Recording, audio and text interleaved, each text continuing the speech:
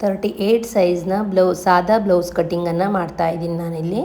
ಅದಕ್ಕೆ ಎಷ್ಟು ಬಟ್ಟೆ ಬೇಕು ಮತ್ತು ಶೋಲ್ಡರ್ ಡ್ರಾಪ್ ಆಗದೇ ಇರೋ ಥರ ಯಾವ ರೀತಿ ಕಟ್ ಮಾಡಬೇಕು, ಮತ್ತು ಬ್ಯಾಗ್ಗಿಂತ ಫ್ರಂಟು ಎಷ್ಟು ಹೆಚ್ಚು ಅಥವಾ ಕಡಿಮೆ ತೆಗೆದುಕೊಳ್ಬೇಕು ಅನ್ನೋದನ್ನು ಈ ವಿಡಿಯೋದಲ್ಲಿ ನಾನು ಎಕ್ಸ್ಪ್ಲೇನ್ ಮಾಡ್ತಾ ಹೋಗ್ತೀನಿ. ಸಾದಾ ಬ್ಲೌಸನ್ನು ಯಾವ ರೀತಿಯಾಗಿ ಕಟ್ಟಿಂಗ್ ಮಾಡೋದು, ಬ್ಯಾಕಲ್ಲಿ ಯಾವ ರೀತಿ ಕಟ್ ಮಾಡೋದು, ಫ್ರಂಟಲ್ಲಿ ಯಾವ ರೀತಿ ಕಟ್ ಮಾಡೋದು ಅನ್ನೋದನ್ನು ಈ ವಿಡಿಯೋದಲ್ಲಿ ನಿಮಗೆ ತಿಳಿಸ್ತಾ ಹೋಗ್ತೀನಿ. ಮೊದಲಿಗೆ ನೋಡಿ, ನಾನು ಇಲ್ಲಿ 1 ಮೀಟ್ರ್ ಬಟ್ಟೆನ ತೆಗೆದುಕೊಂಡಿದ್ದೀನಿ. ಕಸ್ಟಮರ್ ನನಗೆ 1 ಮೀಟ್ರ್ ಬಟ್ಟೆನ, ಅಂದರೆ ಇದು ಪೀಸ್ ಬರುತ್ತಲ್ಲ ಅದನ್ನು ತಂದು ಕೊಟ್ಟಿದ್ದಾರೆ. ಇದರಲ್ಲಿ ಫುಲ್ 100 ಮೀಟರ್ ಇಲ್ಲ, ಇದಕ್ಕೆ 97 ಇದೆ, ಅಂದರೆ ಬ್ಲೌಸಿಗೆ ಸಾಲತ್ತೆ ಇದು. ಅವರು ಇದರಲ್ಲಿ ದಾರನೂ ಸಹ ಕೇಳಿದ್ದಾರೆ, ಇದರಲ್ಲಿ ದಾರನೂ ಸಹ ಮಾಡಿದ್ದೀನಿ ನಾನು. ಸ್ಟಿಚಿಂಗ್ ವಿಡಿಯೋನ ನೆಕ್ಸ್ಟ್ ವಿಡಿಯೋದಲ್ಲಿ ಹಾಕ್ತೀನಿ. ಇವಾಗ ನೋಡಿ 1 ಮೀಟ್ರ್ ಬಟ್ಟೆ ಇದೆ. ಬಟ್ಟೆಯನ್ನು ನೀವು ಮೊದಲಿಗೆ ಯಾವಾಗಲೂ ನಾನು ಹೇಳೋ ಹಾಗೆ ಬಟ್ಟೆನ ಐರನ್ ಮಾಡ್ಕೊಳ್ಬೇಕು. ಇವಾಗ ನಾನಿಲ್ಲಿ ಐರನ್ ಮಾಡಿ ಕಟ್ಟಿಂಗಿಗೆ ರೆಡಿ ಮಾಡ್ಕೊಂಡಿದ್ದೀನಿ. ಇವಾಗ ಫಸ್ಟಿಗೆ ಏನು ಮಾಡಬೇಕು, ಬಟ್ಟೆನ ಫೋಲ್ಡ್ ಮಾಡ್ಕೊಳ್ಬೇಕು. ಡಬಲ್ ಫೋಲ್ಡಲ್ಲಿ ಫೋಲ್ಡ್ ಮಾಡಿಕೊಂಡ್ರೆ ಆಯಿತು. ಡಬಲ್ ಫೋಲ್ಡಲ್ಲಿ ಫೋಲ್ಡ್ ಮಾಡಿಕೊಂಡು ನೋಡಿ, ಬಟ್ಟೆ ಇಲ್ಲಿ ಸರಿಯಾಗಿರಲಿಲ್ಲ, ಹಾಗಾಗಿ ನಾನೇನು ಮಾಡ್ತಾಯಿದ್ದೀನಿ, ಕಟ್ ಮಾಡಿ ತೆಗಿತಾ ಇದ್ದೀನಿ. ಮೊದಲಿಗೆ ಚೆಕ್ ಮಾಡ್ಕೊಳ್ಬೇಕು ಕರೆಕ್ಟಾಗಿದೆಯಾ ಇಲ್ಲ ಅಂತ. ಇಲ್ಲ ಅಂದರೆ ನಾವು ಈ ರೀತಿ ಒಂದು ಲೈನ್ ಹಾಕ್ಕೊಂಡು ಬಟ್ಟೆನ ಕರೆಕ್ಟಾಗಿ ಕಟ್ ಮಾಡ್ಕೊಂಡ್ಬಿಡಬೇಕು. ಯಾರಾದರೂ ನನ್ನ ಚಾನಲನ್ನು ಫಸ್ಟ್ ಟೈಮ್ ನೋಡ್ತಾಯಿದ್ರೆ ದಯವಿಟ್ಟು ಸಬ್ಸ್ಕ್ರೈಬ್ ಮಾಡ್ಕೊಂಡು ನೋಡಿ, ಹಾಗೆ ಪಕ್ಕದಲ್ಲಿರುವ ಬೆಲ್ ಬಟನನ್ನು ಸಹ ಒತ್ತಿರಿ. ಹಾಗೆ ಹೈಪನ್ನು ಕೊಡೋದನ್ನು ಮರಿಬೇಡಿ. ನೀವು ಹೆಚ್ಚು ಲೈಕ್ ಮತ್ತು ಹೈಪ್ ಕೊಡೋದ್ರಿಂದ ನಮ್ಮ ವಿಡಿಯೋ ಇನ್ನೊಬ್ಬರಿಗೆ ಸಜೆಸ್ಟ್ ಆಗುತ್ತೆ. ಅಥವಾ ನಿಮ್ಮದೇ ಯಾರಾದರೂ ಟೈಲರಿಂಗ್ ಕಲಿಯೋಕ್ಕೆ ಇಂಟ್ರೆಸ್ಟ್ ಇದ್ದವರಿಗೆ ಈ ವಿಡಿಯೋನ ಶೇರ್ ಮಾಡಿರಿ. ಹಾಗೆ ನೋಡಿ, ಇವ್ರದ್ದು ಬ್ಲೌಸ್ನ ಉದ್ದ ಬಂದು 15 ಇಂಚು. ಆಲ್ಮೋಸ್ಟ್ ಎಲ್ಲವರಿಗೂ 15 ಇಂಚೇ ಇರುತ್ತೆ. ಇನ್ನು ಕೆಲವರು ಜಾಸ್ತಿ, ಕೆಲವರು ಮಾತ್ರ ಹೆಚ್ಚಿಗೆ ಇಟ್ಕೊಳ್ತಾರೆ. ಇಲ್ಲಾಂದರೆ ಮ್ಯಾಕ್ಸಿಮಮ್ 15, 34ರಿಂದ 40ರವರೆಗೂ, 38ರವರೆಗೂ 15 ಇಂಚನ್ನು ಇಡ್ಬೋದು. 40ರ ಮೇಲೆ ಅವರಿಗೆ ಸ್ವಲ್ಪ ಹೆಚ್ಚಿಗೆ ಇಡಬೇಕಾಗತ್ತೆ, ಅಂದರೆ ಸ್ವಲ್ಪ ದಪ್ಪ ಇದ್ದವರಿಗೆ. ಆನಂತರ ನಾನಿಲ್ಲಿ ಇವರಿಗೆ 15 ಇಂಚು ಉದ್ದನ್ನು ತೆಗೆದುಕೊಂಡಿದ್ದೀನಿ. ಇವ್ರದ್ದು ಫುಲ್ಲು ಡೀಪ್ ಬ್ಲೌಸು, ಫ್ರಂಟು ಸಹ ಡೀಪು, ಬ್ಯಾಕಲ್ಲೂ ಸಹ ತುಂಬಾ ಡೀಪ್ ಇದೆ ಇವರಿಗೆ. ಹಾಗಾಗಿ ಇವರಿಗೆ ನಾನಿಲ್ಲಿ ನೆಕ್ಕನ್ನು 2 ಇಂಚ್ ಇಡ್ತಾ ಇದ್ದೀನಿ.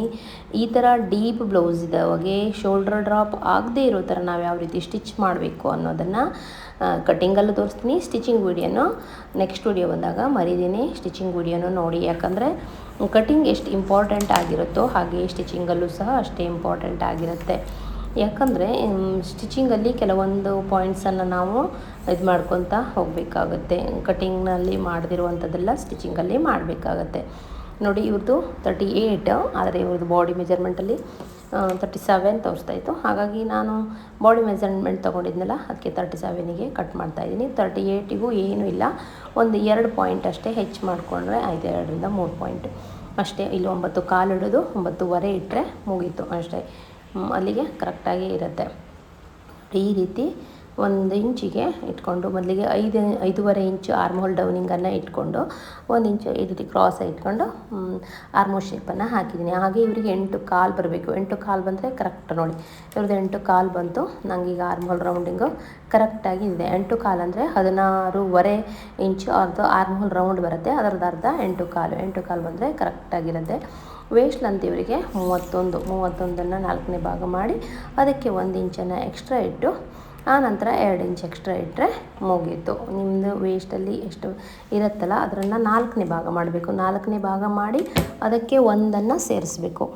ಆನಂತರ ಈ ರೀತಿ ಜಾಯಿಂಟ್ ಮಾಡಿದ್ರೆ ಆಯಿತು.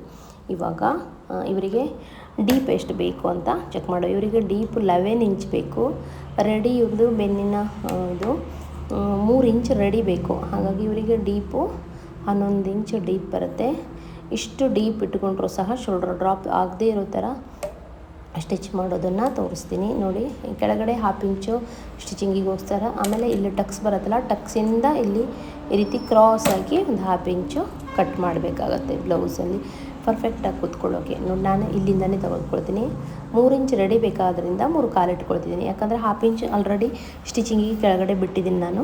ಆನಂತರ ಇವರಿಗೆ ಡೀಪು ಮತ್ತು ರೌಂಡ್ ಜಾಸ್ತಿ ಬೇಕಂತ 3 ಇಂಚನ್ನು ಇಟ್ಟಿದ್ದೀನಿ.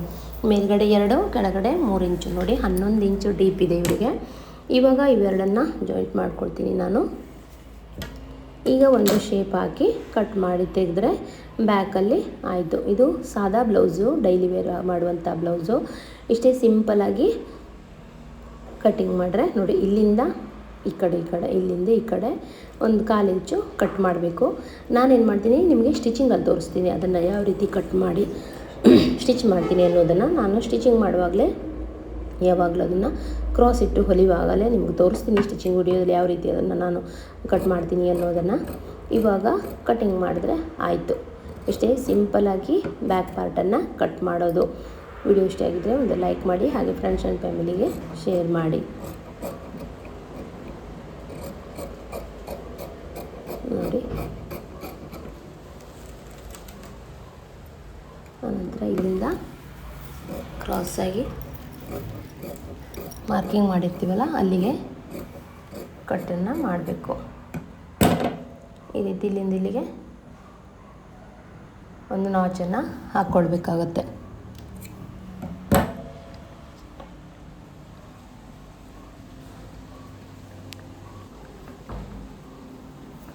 ನೋಡಿ, ಇದು ಬ್ಯಾಕ್ ಟಕ್ಸು ಈ ರೀತಿಯಾಗಿ, ಅಂದರೆ ನಾವು ಬೆನ್ನಿನ ಇದಿಷ್ಟಿರುತ್ತಲ್ಲ ಅದಕ್ಕಿಂತ ಮೇಲೆ ಹೋಗಬಾರ್ದು. ಹಾಗಾಗಿ ಅಷ್ಟಕ್ಕೆ ಇರಬೇಕು. ಅಷ್ಟಕ್ಕೆ ನಾನು ಮಾರ್ಕಿಂಗನ್ನು ಮಾಡಿದ್ದೀನಿ. ಆನಂತರ ಬ್ಯಾಕ್ ಪಾರ್ಟನ್ನು ಕಟ್ ಮಾಡಿ ತೆಗಿತಾ ಇದ್ದೀನಿ. ಇಷ್ಟೇ ಸಿಂಪಲ್ಲು. ನೋಡಿ, ಇದು ನಾನು 2 ಇಂಚ್ ಇಟ್ಟಿದ್ದೀನಲ್ಲ, 2 ಇಂಚಿನ ಗೆರೆಯ ಮೇಲೆ ತೊಗೊಂಡಿಲ್ಲ, ಕಟ್ಟಿಂಗನ್ನು ಒಳಗಡೆ ತೊಗೊಂಡು ಕಟ್ ಮಾಡಿದ್ದೀನಿ. ಒಂದು ಪಾಯಿಂಟ್ ಅಥವಾ 1-2 ಪಾಯಿಂಟ್ ಅಟ್ಟು ಒಳಗಡೆ ತೊಗೊಂಡು ಕಟ್ ಮಾಡಿದ್ದೀನಿ. ಈ ರೀತಿ ಒಳಗಡೆ ಕ್ರಾಸಲ್ಲಿ ಕಟ್ ಮಾಡಬೇಕು. ನಾನು ಸ್ಟಿಚಿಂಗ್ ಮಾಡುವಾಗ ತೋರಿಸ್ತೀನಿ, ಇವಾಗ ಕಟ್ ಮಾಡಿಲ್ಲ ನಾನು. ಈಗ ಫ್ರಂಟ್ ಪಾರ್ಟನ್ನು ಕಟ್ ಮಾಡೋಕ್ಕಾಗಿ ಓಪನ್ ಸೈಡ್ ಇದೆಯಲ್ಲ ಅದನ್ನು ನಮ್ಮ ಕಡೆ ಹಾಕ್ಕೊಳ್ಬೇಕು.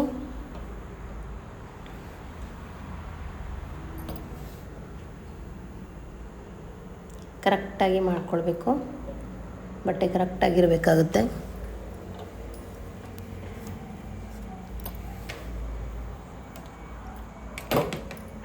ಆನಂತರ ನೋಡಿ, ಇಲ್ಲಿಗೆ ಒಂದು ಲೈನ್ ಹಾಕ್ಕೊಂಡು ಇಲ್ಲಿಂದ 1/2 ಇಂಚಿಗೆ ಇನ್ನೊಂದು ಲೈನನ್ನು ಹಾಕ್ಕೊಳ್ಬೇಕು. ಇದು ಬಟನ್ ಪಟ್ಟಿ ಮತ್ತು ಕಾಜಾ ಪಟ್ಟಿ ಹೊಲಿಯೋಕ್ಕೋಸ್ಕರ ಇಲ್ಲೊಂದು ಲೈನನ್ನು ಹಾಕ್ಕೊಳ್ಬೇಕಾಗುತ್ತೆ. ಆನಂತರ ಇಲ್ಲಿಂದ ಇಲ್ಲಿಗೆ 2/4 ಇಂಚು, ಇಲ್ಲಿಂದ 3 ಇಂಚು. 2/4 ಇಂಚು ಯಾಕಂದರೆ ಫ್ರಂಟಲ್ಲಿ ನಮಗೆ ಚೆಸ್ಟೆಲ್ಲ ಇರೋದರಿಂದ ಸ್ವಲ್ಪ ನೆಕ್ ಸ್ವಲ್ಪ ಜಾಸ್ತಿ ಬೇಕಾಗುತ್ತೆ. ಹಾಗಾಗಿ 2/4 ಇಟ್ಕೊಂಡಿದ್ದೀನಿ. ಆನಂತರ ಆರ್ಮ್ ಹೋಲ್ ಡೌನಿಂಗು 5.5 ಇಟ್ಟಿದ್ದೀನಿ. ಇಲ್ಲಿಂದ ಬ್ಯಾಕ್ಗೆ ನಾವು 9.25 ಇಟ್ಟಿದ್ದೀವಲ್ಲ, ಹಾಗಾಗಿ ಇಲ್ಲಿ ಒಂದು 1/2 ಇಂಚನ್ನು ಹೆಚ್ಚಿಟ್ಕೊಳ್ತಾ ಇದ್ದೀನಿ ಫ್ರಂಟಿಗೆ. ಯಾಕಂದರೆ ಫ್ರಂಟಲ್ಲಿ ಡಾಟ್ ಪಾಯಿಂಟ್ ಬರುತ್ತಲ್ಲ, ಹಾಗಾಗಿ 1/2 ಇಂಚು ಹೆಚ್ಚಿಟ್ಕೊಳ್ಬೇಕು. ಆನಂತರ ಬ್ಲೌಸ್ನ ನೋಡಿ, ಇಲ್ಲಿ ಕೆಲವರು ಹೇಳ್ತಾರೆ ಎಷ್ಟು ಇಂಚ್ ಉದ್ದ ತೆಗೆದುಕೊಳ್ಬೇಕು ಅಂದು.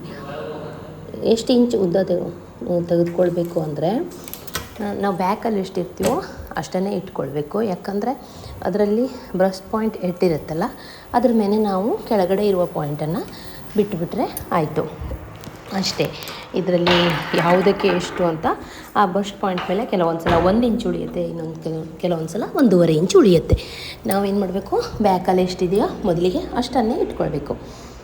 ಇವಾಗ ಫ್ರಂಟಿಗಿಂತ ಬ್ಯಾಕ್ ಹೆಚ್ಚು ಇಡಬೇಕು ಅನ್ನೋದನ್ನು ಗೊತ್ತಾಯ್ತಲ್ಲ, ಹೆಚ್ಚು ಅಥವಾ ಕಡಿಮೆನೋ ಮೊದಲಿಗೆ ಕರೆಕ್ಟ್ ಇಟ್ಕೊಳ್ಬೇಕು. ಆನಂತರ ಅದರಲ್ಲಿ ನಾವು ಬಿಡಬೇಕು. ನಿಮಗೆ ತೋರಿಸ್ತೀನಿ ಆನಂತರ ನಾನು ಕಟ್ಟಿಂಗಲ್ಲಿ. ಇವಾಗ ಇವರಿಗೆ ಫ್ರಂಟ್ ಡೀಪ್ ಬಂದು 7.5 ಇಂಚು. ತುಂಬಾ ಡೀಪ್ ಕೇಳ್ತಿದ್ದಾರೆ. ಆಲ್ಮೋಸ್ಟ್ ಎಲ್ಲರಿಗೂ 7 ಇಂಚೆ ಕೇಳ್ತಾರೆ. ಆಗ ಇವರು ತುಂಬಾ ಡೀಪ್ ಕೇಳಿದ್ದಾರೆ, 7.5. ಇನ್ನೂ ಅದ್ರ ಮೇಲೆ ಹೋಗಬಾರ್ದು, ಶೋಲ್ಡ್ರ್ ಡ್ರಾಪಲ್ಲಿ ಆಗೋ ಚಾನ್ಸ್ ಇರುತ್ತೆ. ಆನಂತರ ಇವರಿಗೆ ಬಸ್ಟ್ ಪಾಯಿಂಟ್ ಬಂದು 10ವರೆಗೆ ಬಸ್ಟ್ ಪಾಯಿಂಟು. ಆನಂತರ ಇಲ್ಲಿ ನೋಡಿ, ಇಲ್ಲಿಂದ 3 ಇಂಚು ನೋಡಿ, ಕೆಳಗಡೆಗೆ 1.5 ಇಂಚು ಅಷ್ಟು ಉಳ್ಕೊಂತು. ಇದೀಗ ಈ ಬ್ಲೌಸಲ್ಲಿ ಏನಾಯ್ತು ಹೇಳಿ, ಬ್ಯಾಕ್ಗಿಂತ ಫ್ರಂಟ್ 1.5 ಇಂಚು ಕಡಿಮೆ ತಗೊಳ್ಬೇಕು ಅನ್ನೋದನ್ನು ಆಯಿತು. ಇಷ್ಟೇ. ಇವಾಗ ಇದಕ್ಕೆ ಇಲ್ಲಿಂದ 2.5 ಇಂಚು, ಹಾಗೆ ಇವರಿಗೆ ಡಾಟ್ ಪಾಯಿಂಟು ಸಹ 2.5 ಇಂಚು. ಆನಂತರ ಇಲ್ಲಿಂದ 3.5 ಇಂಚು. ಇದು ಕ್ರಾಸ್ ಬೆಲ್ಟ್ಗೋಸ್ಕರ 3.5 ಇಂಚು. ಆನಂತರ ಈ ಕಡೆ ಇಲ್ಲಿಂದ 2.5 ಇಂಚು. ಇದಿಷ್ಟು ಮಾರ್ಕಿಂಗನ್ನು ಸೇರಿಸ್ಕೊಂಡ್ರೆ ಫ್ರಂಟ್ ಡಾಟ್ ಯಾವ ರೀತಿ ಹಿಡಿಯೋದು ಅಂತ ತೋರಿಸ್ತೀನಿ. ಇವಾಗ ಇಲ್ಲಿಂದ ಕ್ರಾಸಾಗಿ ಹಿಡಿಬೇಕು, ಈ ಕಡೆಯೂ ಸಹ ಕ್ರಾಸಾಗಿ ನೋಡಿ. ಇಲ್ಲಿಂದ ಈಗ ಫಸ್ಟ್ ಡಾಟ್, ಇದು ಮೇನ್ ಡಾಟ್ ಇದೆ, ಮೇನ್ ಡಾಟ್ ಆಗಿರುತ್ತೆ. ಇಲ್ಲೊಂದು 1/4 ಇಂಚು ಈ ರೀತಿ ಶೇಪ್ ಕೊಟ್ಕೊಳ್ಬೇಕು. ಮುಗೀತು. ಇವಾಗ ಇಲ್ಲಿಂದ ಈಗ 2 ಇಂಚು ಗ್ಯಾಪ್ ಬರೋ ಥರ 4 ಟಕ್ಸ್ ಎಲ್ಲ ಕಡೆನೂ ಟಕ್ಸ್ ಹಾಕ್ಕೊಳ್ಬೇಕು. ಇದು 4 ಟಕ್ಸ್ ಬ್ಲೌಸ್ ಆಗಿರುತ್ತೆ, ಸಾದಾ ಬ್ಲೌಸು 4 ಟಕ್ಸ್ ಬ್ಲೌಸ್ ಆಗಿರುತ್ತೆ. ಆ ನಂತರ ನೋಡಿ ನಿಮಗೆ ಚೆಕ್ ಮಾಡಿ ತೋರಿಸ್ತಾ ಇದ್ದೀನಿ. ಎಲ್ಲ ಕಡೆ 2 ಇಂಚ್ ಗ್ಯಾಪ್ ಬರೋ ಥರ ನೋಡಿಕೊಂಡು ಟಕ್ಸನ್ನು ಹಿಡ್ಕೊಂಡ್ರೆ ಆಯಿತು. ಈ ಫ್ರಂಟಲ್ಲಿ ಒಂದು 1/4 ಇಂಚು ಒಳಗಡೆ ತಗೊಂಡು ಆರ್ಮೋಲ್ ಡೀಪನ್ನು ಕಟ್ ಮಾಡೋದನ್ನು ತೋರಿಸಿದ್ದೀನಿ. ಆ ನಂತರ ಇವಾಗ ಇದನ್ನು ಮಾರ್ಕಿಂಗ್ ಎಲ್ಲ ಆಯಿತು. ಇವಾಗ ಕಟ್ ಮಾಡಿ ತೆಗಿತಾ ಇದ್ದೀನಿ. ಮೊದಲಿಗೆ ಬ್ಲೌಸ್ನ ಉದ್ದ 15 ಇಂಚು, ಹಾಗೆ ಫ್ರಂಟ್ನ ಡೀಪು ಇವರಿಗೆ 7.5 ಇಂಚು, ಹಾಗೆ ಇವ್ರದ್ದು ಫಸ್ಟ್ ಡಾಟ್ ಬಂದು 2.5 ಇಂಚಿಗೆ 3 ಇಂಚ್ ಹೈಟಿಗಿರುತ್ತೆ. ಇದು ಆರ್ಮ್ ಹೋಲ್ ಡೌನಿಂಗು 5.5. ನೋಡಿ ಇದು 1/4 ಇಂಚ್ ಒಳಗಡೆ ತಗೊಂಡು ಈ ರೀತಿ ಕಟ್ ಮಾಡಬೇಕು. ಇದು ಫ್ರಂಟ್ ಪಾರ್ಟು. ಆನಂತರ ಈ ಕಡೆ ಕ್ರಾಸ್ ಆಗಿ ಕಟ್ ಮಾಡಬೇಕು. ನೋಡಿ ಈ ರೀತಿ. ನಾನೀಗ ಕಟ್ ಮಾಡ್ತಾ ಇಲ್ಲ, ಸ್ಟಿಚಿಂಗಲ್ಲಿ ನಿಮಗೆ ತೋರಿಸ್ತೀನಿ ಕಟ್ ಮಾಡೋದನ್ನು. ಹೊಲಿಯುವಾಗ ನಾನು ಹೊಲಿದ್ಬಿಟ್ಟು ಆನಂತರ ಕಟ್ ಮಾಡ್ತೀನಿ. ಇವಾಗ ಬ್ಯಾಕು ಮತ್ತು ಫ್ರಂಟು 2 ಕಟ್ಟಿಂಗ್ ಆಯಿತು. ಆನಂತರ ಸ್ಲೀವ್ಸ್ ಪಾರ್ಟನ್ನು ಕಟ್ ಮಾಡುವ. ನಾನು ನೋಡ್ತಾ ಇದ್ದೀನಿ ಸ್ಲೀವ್ಸ್ ಈ ರೀತಿ ಬಂದರೆ ನನಗೆ ಸಾಲತ್ತಾ ಅಂತ ಚೆಕ್ ಮಾಡ್ಕೊಳ್ತಾ ಇದ್ದೀನಿ. ಇದು ಸಾಲಲ್ಲ, ಹಾಗಾಗಿ ನಾನು ಈ ಥರನೇ ಇಟ್ಕೊಂಡಿದ್ದೀನಿ. ನಾನು ಸ್ಲೀವ್ಸನ್ನು ಆಲ್ಮೋಸ್ಟು ಜಾಯಿಂಟ್ ಬರದೇ ಇರೋ ಥರ ಕಟ್ ಮಾಡಲಿಕ್ಕೆ ಟ್ರೈ ಮಾಡ್ತೀನಿ, ಪ್ಯಾಚ್ ಎಲ್ಲ ಕೊಡದೇ ಇರೋ ಥರ. ಕೆಲವೊಂದು ಸಲ ಬಟ್ಟೆ ಎಲ್ಲ ಶಾರ್ಟೇಜ್ ಇರುತ್ತಲ್ಲ, ಆವಾಗೆಲ್ಲ ನಾನು ಯಾವ ರೀತಿ ಮಾಡ್ತೀನಿ ಅನ್ನೋದನ್ನು ಒಂದೊಂದು ವಿಡಿಯೋದಲ್ಲಿ ಯಾವ್ಯಾವ ರೀತಿ ಬಟ್ಟೆ ಬರುತ್ತಲ್ಲ ಆವಾಗ ತೋರಿಸ್ತಾ ಹೋಗ್ತೀನಿ. ಇವಾಗ ಇವರಿಗೆ ಬ್ಲೌಸ್ನ ಲೆಂತ್ ಬಂದು 7 ಇಂಚ್ ಬೇಕು ಅಂತ ಕೇಳಿದರು. ಸಾದಾ ಬ್ಲೌಸ್ ಆದ್ದರಿಂದ ಕೆಳಗಡೆ ಪಟ್ಟಿ ಮಡಿಸ್ಕೊಳ್ಳೋದಿರುತ್ತಲ್ಲ, ಹಾಗಾಗಿ ಅಲ್ಲಿ 1.5 ಇಂಚ್ ಬಿಟ್ಟಿದ್ದೀನಿ. ಆ ನಂತರ ರೆಡಿ 7 ಇಂಚ್ ಬೇಕಲ್ಲ ಇವರಿಗೆ, ಮೇಲ್ಗಡೆ 7.5 ಇಟ್ಕೊಂಡಿದ್ದೀನಿ. ಯಾಕಂದರೆ 1/2 ಇಂಚ್ ಹೊಲಿದೋಗುತ್ತಲ್ಲ. ಡೌನಿಂಗು 3 ಇಂಚನ್ನು ತೆಗೆದುಕೊಂಡಿದ್ದೀನಿ. ಇಲ್ಲಿಂದ ಇಲ್ಲಿಗೆ ಅವರಿಗೆ ಆರ್ಮೋಲ್ ಡೌನಿಂಗು 8.25. ಈಗ 1.5 ಇಂಚು 1 ಇಂಚಷ್ಟು ಬಟ್ಟೆ ಉಳಿತು, ಅಷ್ಟೇ ಸಾಕು ಅಂತ ಮತ್ತೆ ಬಟ್ಟೆ ನಾನು ಜಾಯಿಂಟನ್ನು ಮಾಡಲಿಲ್ಲ. ಬ್ಲೌಸಿಗೆ ಸಾಕು ಸಹ ಆಗಿದೆ. ನೋಡಿ ಈ ರೀತಿ ಫೋಲ್ಡ್ ಮಾಡಿಕೊಂಡ್ರೆ ನಿಮಗೆ ಕರೆಕ್ಟಾಗಿ ನಾವು ಎಲ್ಲಿ ಸ್ಟಿಚ್ ಮಾಡಬೇಕು, ಎಷ್ಟಕ್ಕೆ ಬ್ಲೌಸ್ ಮಡಿಸ್ಬೇಕು ಅನ್ನೋದು ಕರೆಕ್ಟಾಗಿ ಸಿಗುತ್ತೆ ನಮಗೆ. ಅದನ್ನು ನಿಮಗೆ ಕಟಿಂಗ್ ಮಾಡಿ ತೋರಿಸ್ತೀನಿ ನಾನು ಯಾವ ರೀತಿಯಲ್ಲಿ. ನಾನು ಹಿಂದಿನ ವಿಡಿಯೋದಲ್ಲೆಲ್ಲ ಆರ್ಮೋಲ್ ಶೇಪ್ ಯಾವ ರೀತಿ ತೆಗಿಬೇಕು, ಸ್ಲೀವ್ ಡೌನಿಂಗ್ ಅನ್ನೋದನ್ನು ಹೇಳಿದ್ದೀನಿ. ಇವಾಗ ಜಸ್ಟ್ ಹಾಕಿ ಕಟ್ ಮಾಡ್ತಾಯಿದ್ದೀನಿ ಸಿಂಪಲಾಗಿ. ನೋಡಿ ಈ ರೀತಿ ಕಟ್ ಮಾಡಿದರೆ ನೋಡಿ ನಮಗೆ ಸ್ಟಿಚ್ ಎಲ್ಲಿಗೆ ಬರಬೇಕು, ಸ್ಲೀವ್ಸ್ ಎಷ್ಟು ಉದ್ದ ಬರಬೇಕು ಅಷ್ಟೇ ಪರ್ಫೆಕ್ಟಾಗಿ ನಾವು ಸ್ಟಿಚ್ ಮಾಡಲಿಕ್ಕೆ ಆಗುತ್ತೆ. ನೋಡಿ ಈ ರೀತಿ ಶೇಪ್ ಬರುತ್ತೆ. ನೋಡಿ ಅಲ್ಲಿಗೆ ನಾವು ಮಡಿಸಿ ಹೊಲ್ಕೊಂಡ್ರೆ ಮುಗೀತು. ಇವಾಗ ನೋಡಿ ಈ ರೀತಿ ಕಟ್ ಮಾಡಿಕೊಂಡ್ರೆ ಆಯಿತು. ಫ್ರಂಟ್ ಶೇಪನ್ನು ಸಹ ತೆಗಿಬೋದು, ಯಾಕಂದರೆ ಇದು ಸಾದಾ ಬ್ಲೌಸೆಲ್ಲ ನಾನು ಆನಂತರನೇ ತೆಗೆದಿದ್ದೀನಿ. ಫ್ರಂಟ್ ಶೇಪನ್ನು ನನಗದು ಅಭ್ಯಾಸ, ಸ್ಟಿಚಿಂಗ್ ಮಾಡುವಾಗಲೇ ನಾನು ತೆಕ್ಕೊಳ್ತೀನಿ. ಆಯಿತು, ಇಷ್ಟೇ. ಇವಾಗ ಬ್ಯಾಕು ಫ್ರಂಟು ಹಾಗೆ ಸ್ಲೀವ್ಸು ಇಷ್ಟು ಕಟಿಂಗು ಆಯಿತು. ಈಗೇನಿದ್ರು ಕ್ರಾಸ್ ಬೆಲ್ಟ್ ಕಟ್ ಮಾಡಬೇಕು. ನಿಮಗೆ ಈ ವಿಡಿಯೋದಲ್ಲಿ ನಾನು ಕ್ರಾಸ್ ಬೆಲ್ಟು, ಬಟನ್ ಪಟ್ಟಿ ಪ್ರತಿಯೊಂದನ್ನು ಕಟ್ ಮಾಡಿ ತೋರಿಸಿದ್ದೀನಿ. ಆಲ್ಮೋಸ್ಟ್ ನಾನು ಯಾವಾಗಲೂ ಸ್ಟಿಚಿಂಗ್ ಮಾಡುವಾಗಲೇ ಕಟ್ ಮಾಡ್ತೀನಿ, ಆದರೆ ಈ ವಿಡಿಯೋದಲ್ಲಿ ಕಟಿಂಗಲ್ಲೇ ತೋರಿಸಿದ್ದೀನಿ. ಇವಾಗ ನನಗೆ ಕ್ರಾಸ್ ಬೆಲ್ಟ್ ತೆಗಿಬೇಕಲ್ಲ, ಮೊದಲಿಗೆ ನಾನು ಏನು ಮಾಡ್ತೀನಿ, ಬ್ಲೌಸ್ನ ಫ್ರಂಟ್ ಪಾರ್ಟನ್ನು ಚೆಕ್ ಮಾಡ್ಕೊಳ್ತೀನಿ. ನನಗೆ ಎಷ್ಟು ಇಂಚಿನ ಕ್ರಾಸ್ ಬೆಲ್ಟ್ ಬೇಕು ಅಂತ ಚೆಕ್ ಮಾಡ್ಕೊಳ್ತೀನಿ. ಇಲ್ಲಾಂದರೆ ಬ್ಯಾಕ್ ಪಾರ್ಟಲ್ಲಿ ಎಷ್ಟಿರುತ್ತಲ್ಲ ಅಷ್ಟನ್ನು ನಾವು ಕಟ್ ಮಾಡಿಕೊಂಡ್ರೆ ನಮಗೆ ಕ್ರಾಸ್ ಬೆಲ್ಟು ಸಾಕಾಗುತ್ತೆ. ಈಗ 11 ಇಂಚಿಗೆ ನಾನಿಲ್ಲಿ ಕ್ರಾಸ್ ಬೆಲ್ಟನ್ನು ಕಟ್ ಮಾಡ್ಕೊಳ್ತಾ ಇದ್ದೀನಿ.